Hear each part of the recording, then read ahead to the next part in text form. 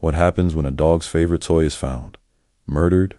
This is the story of Marley the dog, Chewie the cat, and the day the house itself chose sides.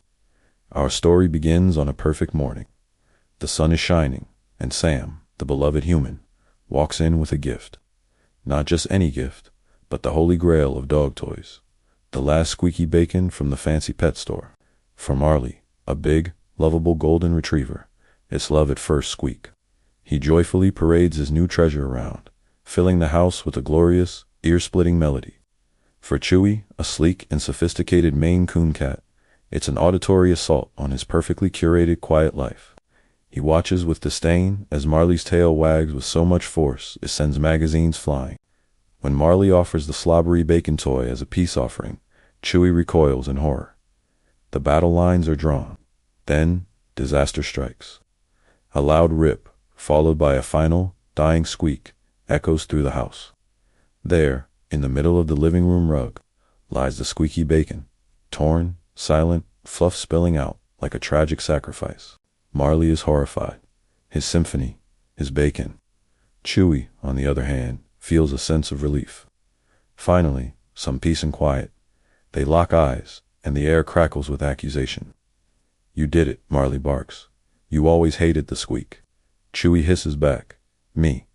I have standards. You probably mistook it for real food." They circled the fallen toy, a pet detective mystery, with only 2 suspects. And that's when things get weird. As Marley and Chewie's argument heats up, the house itself begins to take sides. The floorboards groan sympathetically for Marley.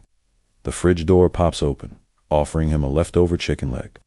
For Chewie, a sunbeam intensifies, creating the perfect warm spot on his favorite cushion. A drawer magically slides open, revealing his secret stash of catnip mice. Then, a voice, a chorus of creaks and sighs, echoes through the rooms. "Enough. You cannot agree on the truth, so you will each see your own." The house literally splits down the middle, creating 2 separate realities. In Marley's world, the house becomes a funhouse playground. Stairs turn into slides, and couches become trampolines.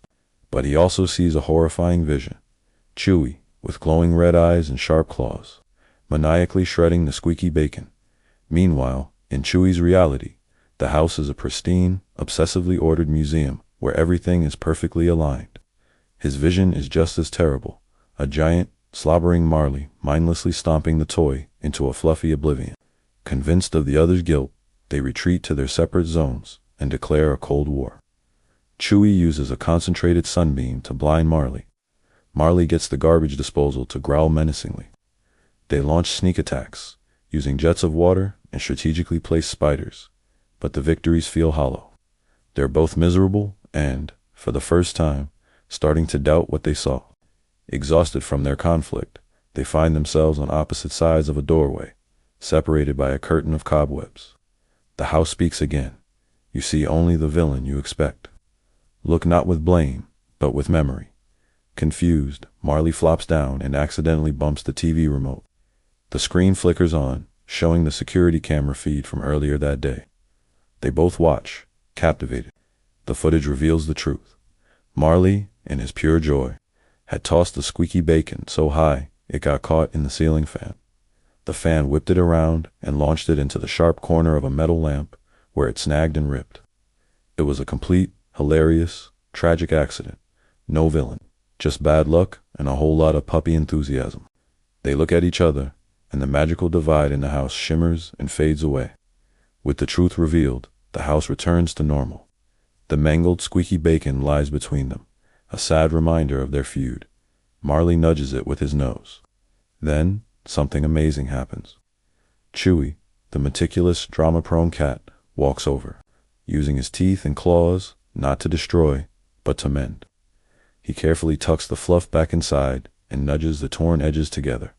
He pushes the patched-up toy towards Marley. It's a silent apology. Marley gently picks it up and gives it a test chomp. Instead of a squeak, it lets out a sad little fawn. They look at the toy, then at each other, and for the first time, they share the exact same thought. That's actually pretty funny. A quiet boof of a laugh escapes Marley, and Chewie's whiskers twitch in a silent chuckle. Later that night, Sam comes home to find them asleep together on the couch, the patched Flomp toy resting between them. Confused but happy, Sam sees the broken toy, shrugs, and tosses it. But then he pulls out two new treasures, a brand new squeaky bacon for Marley and a catnip mouse for Chewie. They wake up and take their new toys, playing side by side. The war is over.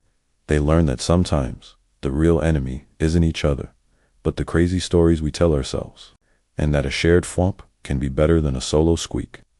The house settles with one final, contented creak, finally whole and at peace. Thanks for watching our story breakdown. If you love heartwarming tales about pets and friendship, make sure to hit that like button and subscribe for more content. Let us know in the comments what you thought of Marley and Chewie's adventure.